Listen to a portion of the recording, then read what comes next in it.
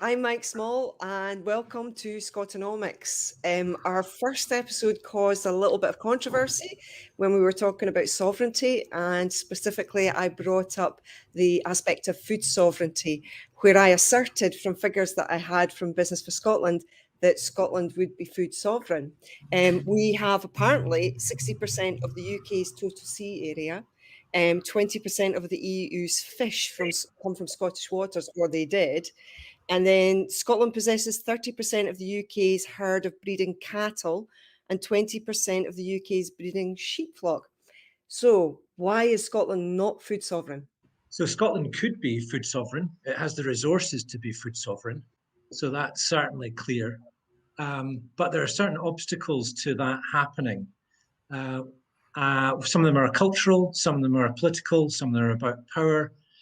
So the first and most obvious one is the concentration of land ownership in Scotland is so extreme, as we know, and that land ownership then distorts the use of land towards game, salmon, deer, grouse, as we know, which is highly inefficient but highly profitable for landed estates. So that would be the first thing.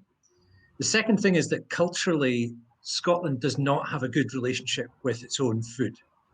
It doesn't have a history of appreciating its own food culture, cultivating its own food culture, and eating its own food. So those are two major obstacles, but there's certainly no reason whatsoever why we wouldn't be able to be food sovereign, i.e. have access to the food resources to feed ourselves. But the concept of food sovereignty that's normally understood is a little bit more complex than just that. Okay, so in your opinion, how could we improve matters? I think we have to get over a sort of cultural cringe that's pretty deep about our own food. When I ran the Fife Diet Project some years ago, I remember explaining at a school talk that what we were going to do was eat only food from the region of Fife for a year. And what did the class think was going to happen? And a little boy at the back put up his hand and said, "I think you're all going to die." And the reason he said that was because we've got an understanding of what fruit is, and what really now when people understand fruit, they mean mangoes and bananas and exotic fruit that we certainly can't produce here. But at the same time, we're the largest producer of soft fruits in Europe. We produce fantastic raspberries and strawberries and all this. So understanding what fruit is would be a start, and eating our own fruit. We also famously don't eat our own seafood, and that is an extraordinary output to Europe, which has been very much undermined by Brexit. So there's some things that we need to culturally relearn about appreciating our own food culture. Do you think there needs to be more of a connect between people in Scotland and the farming community as well? I feel that to a certain extent they're separated by the big food suppliers, the big supermarkets. Do you think there needs to be more connection? Definitely, and we've known for a number of years that farmers are growing older, and we don't really have a throughput of young farmers coming on stream. And farming isn't like another industry where you can just make it up. This comes from traditions and families over years accumulating knowledge. So the other thing I think we really need to do is repair broken knowledge and skills about food, about growing and cooking and eating it. Yeah, I have a friend who's a smallholder, and he asserts that actually a lot of farming needs to become smaller and more diverse and using, for example, permaculture principles much more. Would you be in agreement with that, Mike? Yeah, absolutely. And I mean, the principles of food sovereignty as normally understood is that we build and repair knowledge and skills. We work with nature, and we relocalize our food systems into regional entities that are far more diverse rather than monocrops. So the whole industrial system is based on huge farms selling monocrops into industrial supermarket chains. And so the whole structure then distorts land use. And if you begin to change that, you begin to break that up, create a much more environmentally friendly and climate viable farming system, break up the carbon chain of that trucking food up and down the country, and you begin to transform things. But that takes cultural shift, It takes strategy and it takes political will and drive. And much of this debate around land and food and supermarket food systems is locked into people who greatly benefit from the current system, even if we don't. Yeah, absolutely. But I think to a certain extent, people are being forced to think about change now as well, because obviously, for people who are watching the news just now, they'll see that there is a problem with food transport right now. The lack of drivers. Yeah, that's right. I mean, the president of the Road Haulage Association said that the British food chain is about to collapse, fall over, and we can see that. But I think it's a system that was already breaking down further because of the Brexit fiasco. But the opportunity we've got, the IPCC climate report should have been such a wake-up call that we have to change everything.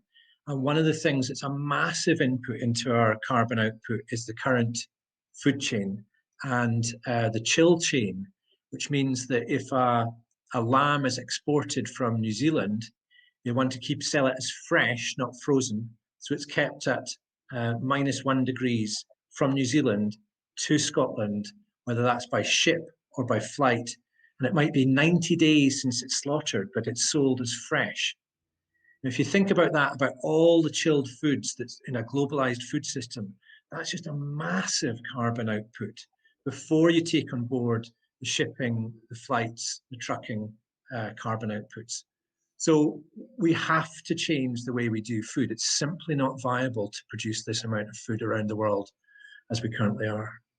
The Scottish Government have just released a paper which suggests that they want to support the food and drink industry to double in size and move to a 30 billion industry by 2030. Do you think this is the type of thing that responsible government should be doing with concerns so high around climate? Well, I'd really like to see that and see what the carbon calculations are built into that. I mean, the problem we have is that the Scottish Government at one point talks about local economies and circular economies, and in some senses funds local food projects. But its main overwhelming drive is for export growth. And I'd imagine that that's what they're talking about when they talk about that massive expansion. It's basically selling salmon to China, selling whiskey to US and India. And that has massive carbon impacts. It's completely unsustainable. And as we know, the salmon industry is riddled with problems, from the pollution of sea lochs to the undermining of wild salmon, and the animal rights issues involved in that as well. Yeah, it's our number one export. It's the thing that we champion. It's almost like the symbol of food in Scotland. Our greatest export is something that is highly problematic and polluting. And I think that's kind of symptomatic of where we are. Well, looking ahead to an independent Scotland, the current strategy, certainly for the Scottish Government, is to be this exporting powerhouse. Is there any way to square that circle with net zero and sustainable Scotland? No, it's completely hypocritical. It's not going to work. It's not going to work in any sense. And we need to be much more radical and bold about rethinking how we're doing things. There's a great project in East Ayrshire where they are relocalized the school canteen, working with Locavore, a great project from Glasgow that's a local food project. There are innovators all up and down the country. So it's not like we don't have any idea how to do this. We know exactly how to do this. We just need to unleash those social entrepreneurs and those farmers and producers that are at the forefront of change. How do you feel about independence in the role of food sovereignty? Because I would certainly argue that it's impossible for Scotland to be food sovereign when it doesn't have any involvement. And after speaking to Jim Fairley recently, any involvement at all in the trade deals that are being done by the UK government. Can we really have any kind of sovereignty if we have so little involvement in these huge trade deals that are being done? No, we need sovereignty to get food sovereignty, but we can be making progress. We can be exploring these ideas. We can be creating new institutions and structures that demonstrate how we're going to do it. For example, in Copenhagen, they have a thing called the House of Food, They've converted their output on all public institutions like schools, hospitals, prisons, anything, to organic. They're now something like 80% organic output. They've retrained and skilled up catering staff. They've created a kind of holistic strategy for the capital city. You know, we could be doing those things like that and changing our farming practice and building climate into how we do food now, so that when we become independent, we've got the means and some years under our belt of practicing that. And I think that this is true throughout the independence movement. Sometimes we think, well, there'll be a kind of year zero and everything will start then. And I don't really believe that. I always think it's time now to build the building blocks of how we're going to be independent. You mentioned them earlier, supermarkets, and I wonder what role you thought they played in food and food sovereignty. Well, we've outsourced our entire food system to about 4 large companies, and they work on a just-in-time delivery system, and that's what we see breaking down at the moment. So the food is constantly in transit, constantly being delivered, and never in store, or as little as possible. That's their economic model. And when it works quite well to deliver a wide range of low quality food to people at an affordable price. But environmentally, it's completely disastrous. It gives you this illusion of vast choice. It provides low skill, low paid, precarious work to a lot of people. It's not very resilient. It's not built into community. We're not in control of it. So I think it's a disastrous model. I would put an immediate embargo on any further supermarket builds and then begin to reclaim our food system from them. And I don't know if you remember when there was the horse meat scandal a few years ago. 2 of the biggest supermarkets took out huge newspaper adverts basically saying, we don't know how any of this happened. We're selling you horse meat and we don't know how this happened.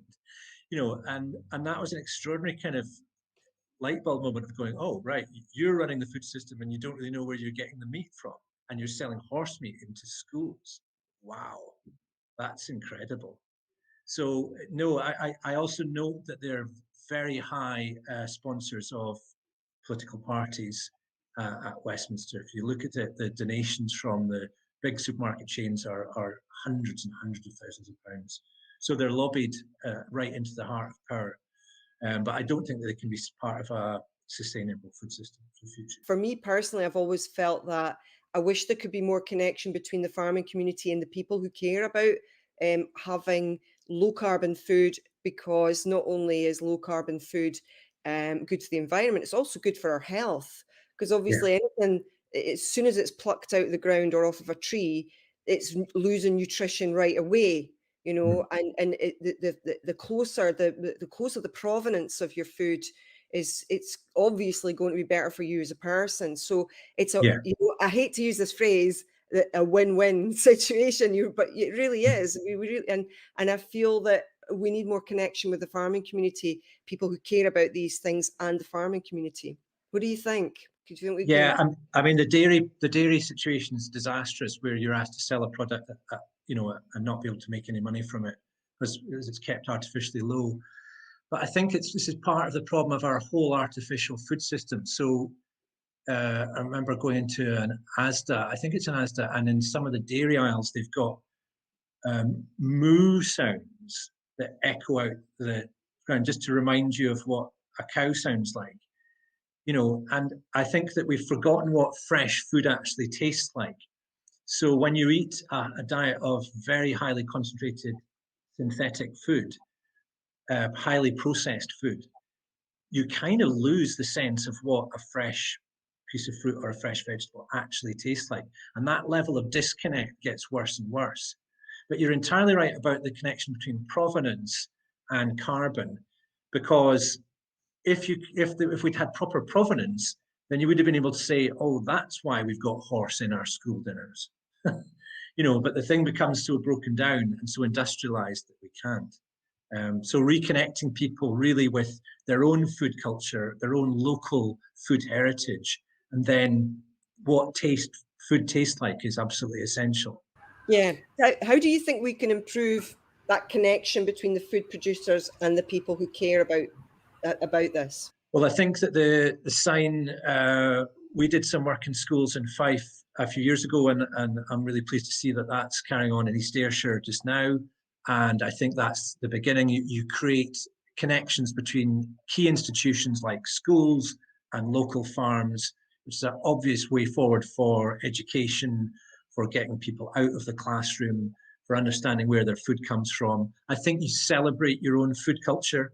I think we're quite bad at being sort of self-denigrating about Scottish food, the deep fried Mars bar jokes and stuff like that. Whereas I think we've got some absolutely fabulous produce that's the envy of the world here, and we should really celebrate that. So you need to take that out of the kind of chefy world, out of MasterChef, and into public institutions and everyday dialogue to celebrate that. The other thing I wanted to mention as well in this interview, of course, is that you have a book called Scotland's Local Food Revolution. Do you want to tell us a little bit about that? Yeah, here it is. It came out a few years ago. It's still available. It kind of was the summary of the work that we did with the Fife Diet to capture some of that. And basically it argued that we're in a climate crisis and we need to change the way we do food here. And here's some ways that we can do it. But it was also a celebration of the fact that in Fife, thousands and thousands of people did that. And I think this idea that this is all too difficult, nobody will really do it, everybody loves the food system as it is, just doesn't bear much scrutiny. And so the book is in part an exploration of what people found exciting about that. And it was rediscovering your own food heritage, rediscovering what's available in your own region, and then coming together and eating together. And that kind of sense of conviviality and community that eating food together brings was a really powerful organizing tool. And it's something that I think people in the independence movement should take note of. How do you create those forums that are eating together, sharing food together, not just drinking together, but dancing or eating or celebration is something that's quite kind of a basic human value. It's something that people really move towards. So it sounds crazy, but eating together as an organizing tool was one of the key things that we took away from that. When we're looking at the economy as a whole, a huge part of that is the land and how we use the land. Have you got any thoughts around that in terms of the food that we grow and how we use the land and how we can line that up with Scotland's new economy? Yeah, I mean, I think we need to confront the reality of landed power in Scotland and the monopoly it has over huge swathes of land. Famously, we know about the impact of grouse farming estates, which are kept in a condition that's good for shooting. We know about vast tracts of land that are held for deer or hunting and shooting. And this is a real distortion of how you could run a productive economy and a local food economy that was broken down, many more people holding land, having security of land tenure, and then the diversity of what you would grow, because we create monocrops all over the place, either vast monocrops of woodland that aren't ecologically viable, or monocrops to sell into the alcohol industry, or the monocrop, which is a grouse moor. None of these are functional, forward-focusing, or economically viable models. And breaking up that land could mean that we could have a much more diverse and productive food economy. Yeah, and importantly, much more resilient food economy. And as we've been having these conversations across the Food Sovereignty Week, we're realising that Brexit and what's been happening around COVID and the shortage of drivers has not caused the problem, it's just highlighted the problems that we perhaps didn't see. But we know that Scotland isn't resilient and isn't food sovereign. And I think all of these ideas that you've done and all the work you've done previously are really help us get towards that. Thanks again for coming to SCOTONOMICS. Okay, thanks for having me. Thanks, Mike.